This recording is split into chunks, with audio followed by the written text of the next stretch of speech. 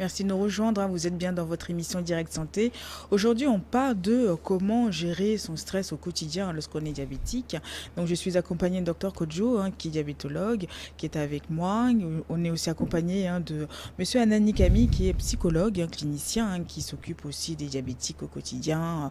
Comment gérer le stress, comment ils vivent avec cette maladie de riche, comme on dit. Et puis, écoutez, c'est aussi à tout à chacun d'entre nous de faire attention à notre alimentation, notre mode de vie pour pouvoir avoir une vie saine, parce que c'est pas évident, surtout quand on arrive à ce stade-là, Mm.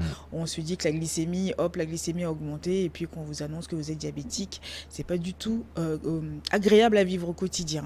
Mais dites-nous, Monsieur Camille, comment réagir face au stress lorsqu'on est diabétique? Comment ces patients-là, comment vous les aidez, comment vous les écoutez, comment ça se passe quand ils viennent vous voir? Oui, c'est compliqué si un patient vient te voir et il te dit qu'il est diabétique. Et là, qu'est-ce que nous faisons? Il y a un travail à faire. Premièrement, sur l'acceptation, amener le patient à accepter sa maladie.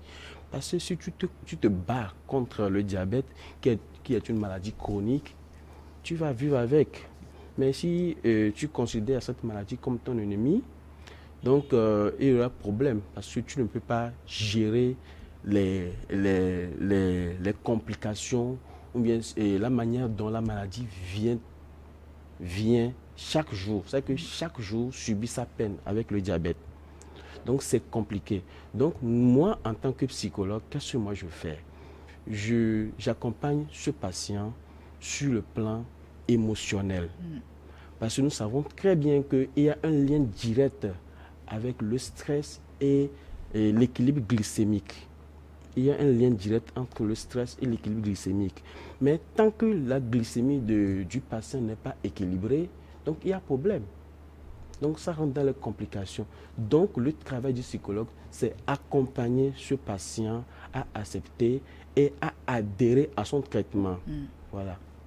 Et du coup, est-ce qu'il y a des méthodes, le Oui. processus, ça se passe comment?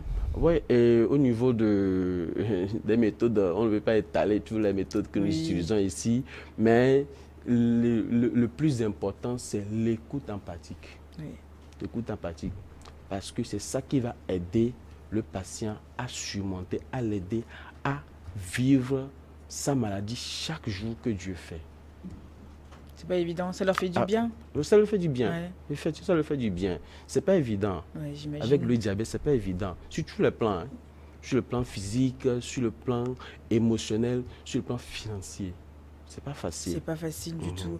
Et vous, docteur Kodjo, comment vous savez que telle personne doit aller voir un psychologue? À quel moment vous jugez bon de l'envoyer vers un psychologue?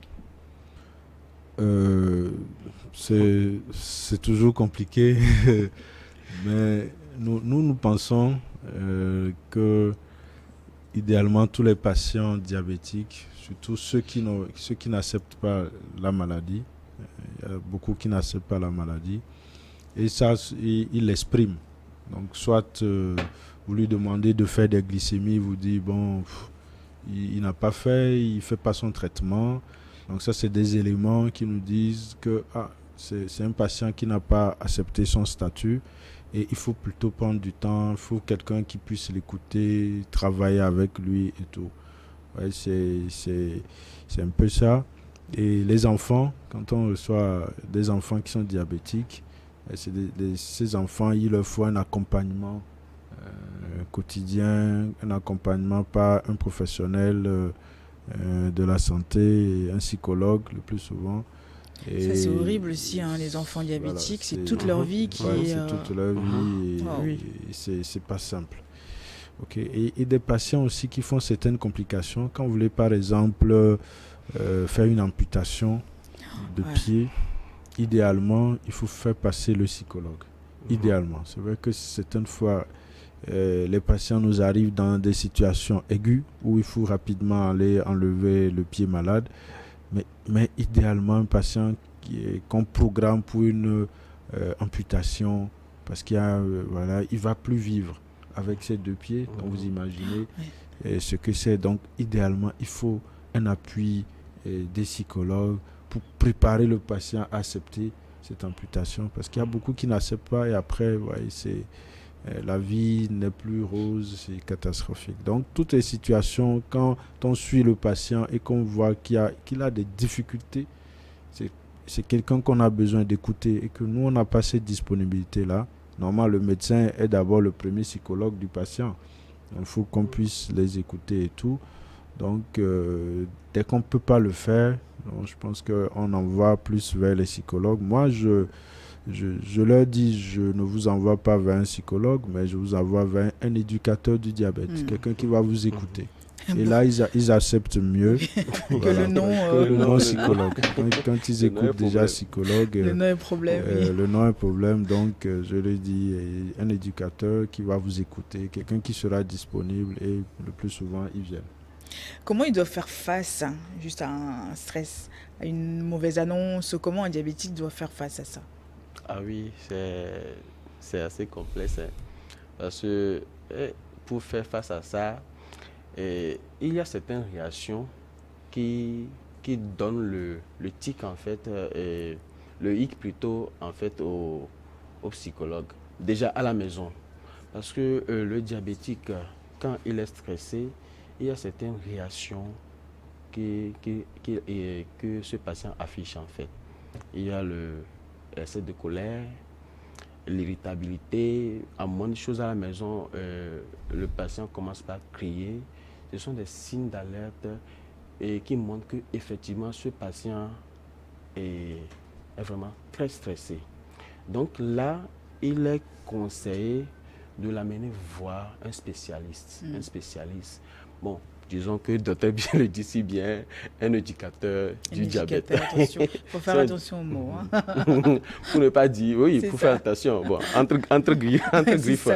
Oui, pour que, tu vois, en tant que psychologue, tu reçois ce patient parce qu'il est face à une situation qui est inédite. Donc, à toi de le faire comprendre que cette situation fait partie intégrante à toi maintenant. Tu ne peux pas t'empêcher de vivre avec la maladie. Tu ne peux pas t'échapper aussi. Donc, tu dois faire ami-ami avec lui pour mieux gérer les complications sur le plan psychologique que sur le plan médical. Voilà. Est-ce que ça crée des dégâts, Dr Kodjo, le stress, est-ce que ça crée des dégâts chez le diabétique? Le stress, surtout quand il est un stress chronique, quand il est un stress chronique, c'est que quand on est stressé, il y a des hormones de stress qui sont dans l'organisme. Les hormones comme l'adrénaline, le cortisol, c'est des hormones qui sont sécrétées quand on est stressé et surtout quand c'est des stress chroniques, c'est que c'est des hormones qui font monter la glycémie. Donc si c'est un truc chronique, donc ça peut aussi impacter un peu la glycémie.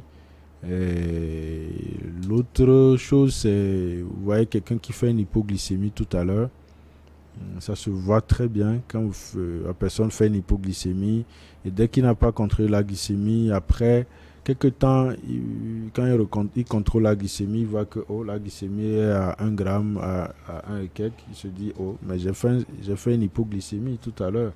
Donc parce que l'organisme même déjà, parce que l'hypoglycémie crée un stress et que l'organisme même réagit en faisant sécréter certaines hormones qui viennent augmenter un peu la glycémie.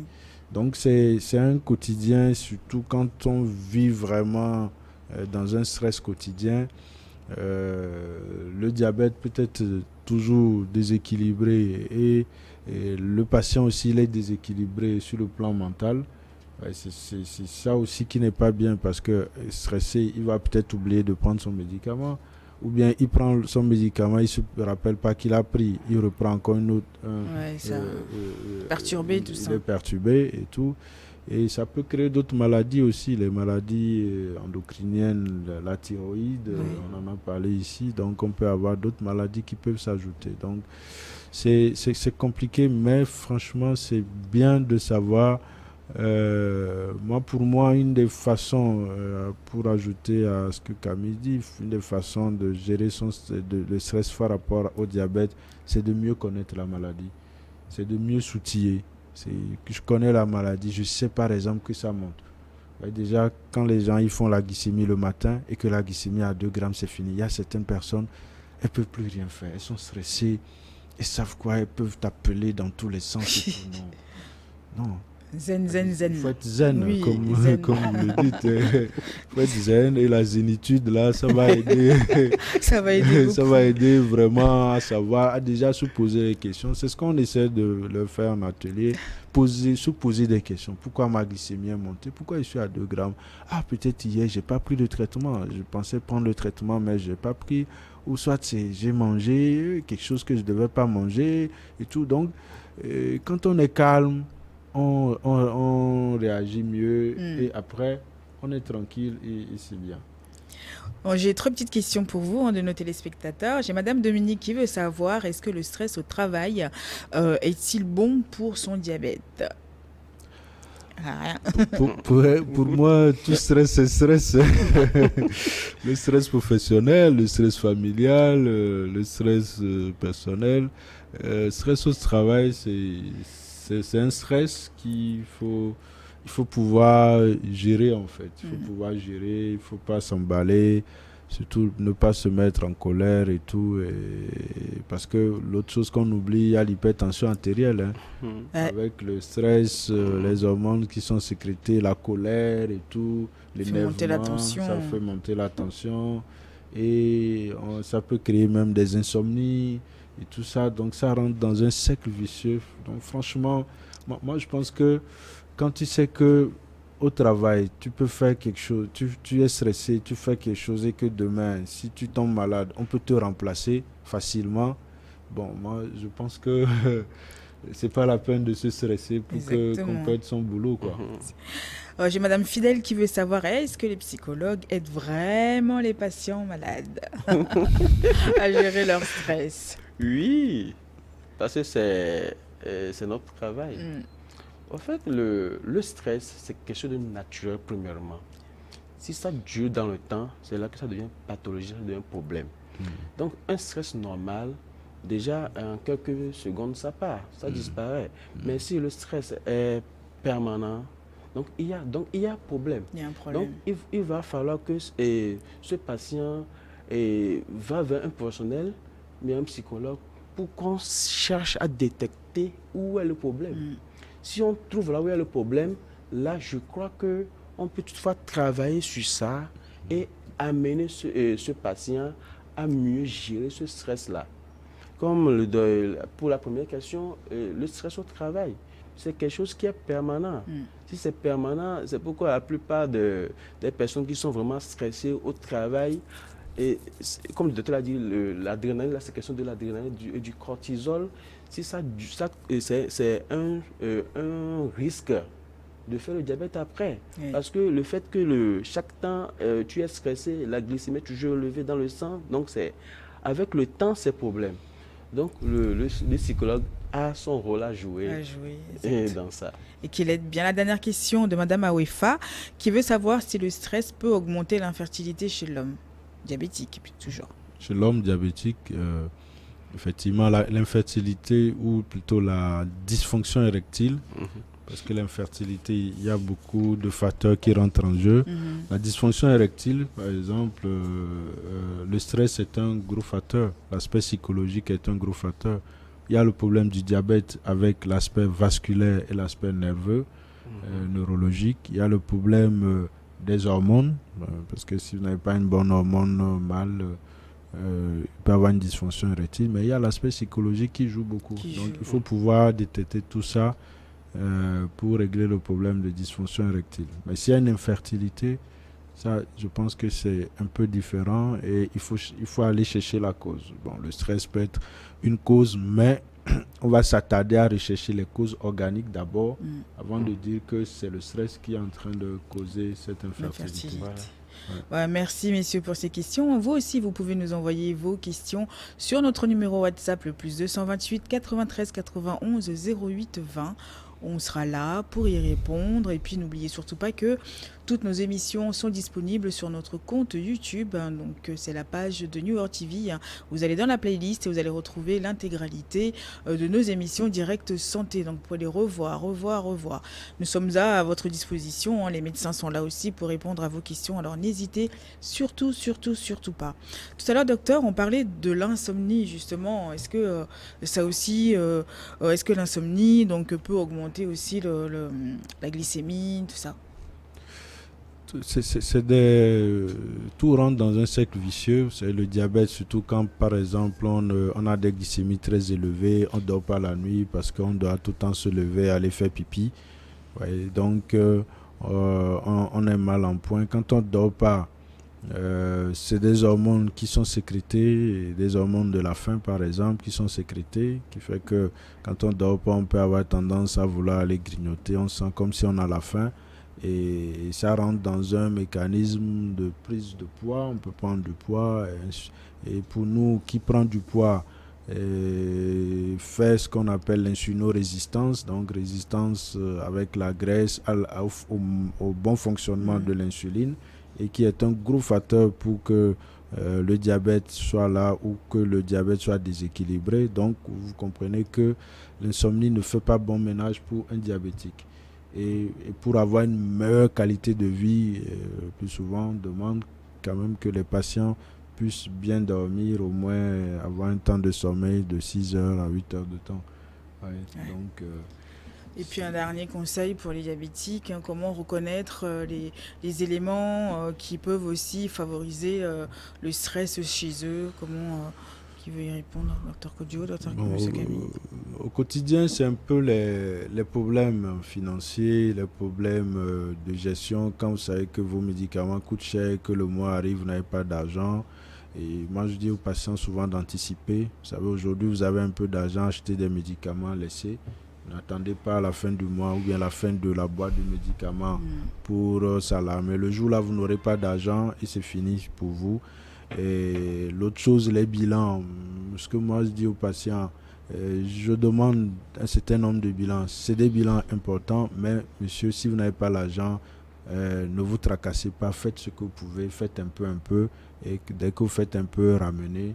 Donc c'est toujours une discussion. Et surtout aux patients aussi de savoir que le médecin n'est pas un gourou, comme le Camille disait.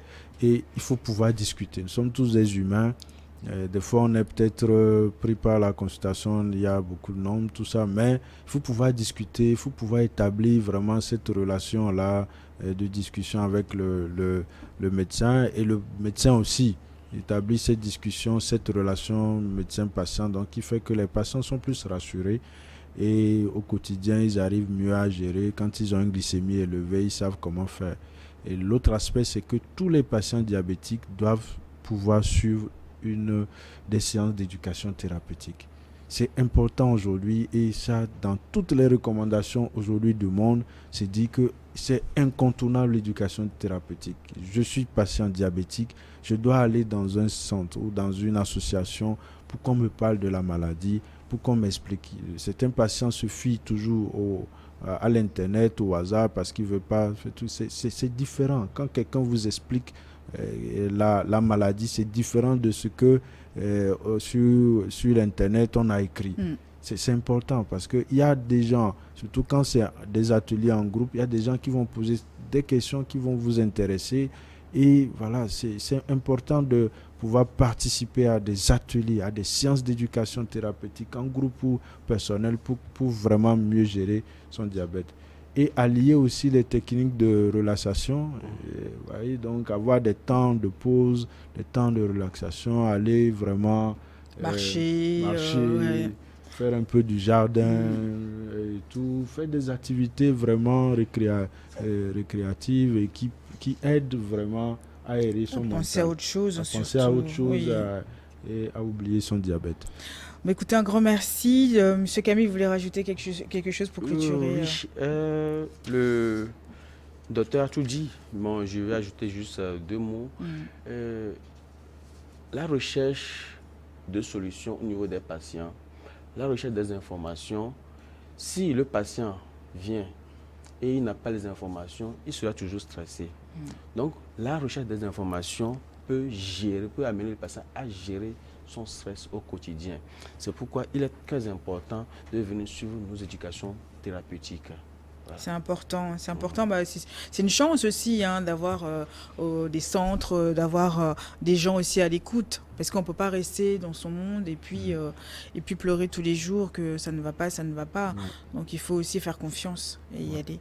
En tout cas, grand merci à vous, messieurs. Merci aussi à vous, parce qu'il faut qu'on le dise aussi, parce que vous faites déjà un travail d'éducation thérapeutique énorme. Vous nous invitez pour qu'on puisse parler de la maladie. Et donc, vraiment, merci à la télé, à toute l'équipe. Merci vraiment, parce que vous faites un travail formidable. Un grand merci à vous surtout pour venir donner aussi des conseils et puis expliquer surtout les pathologies à nos téléspectateurs et puis à nous tous, parce qu'on apprend au quotidien, on apprend tous les jours et c'est comme ça aussi qu'on peut faire attention. Comme je dis toujours, c'est tout à chacun d'entre nous de bien gérer sa vie et puis pour pouvoir vivre un peu plus longtemps. C'est ça. Un grand merci à vous, messieurs. Merci infiniment. Merci à Messi, merci à Stéphane à la régie et puis un grand merci à vous tous qui nous suivez tous les jours dans cette émission. On se retrouve demain. Bye bye. Bye bye.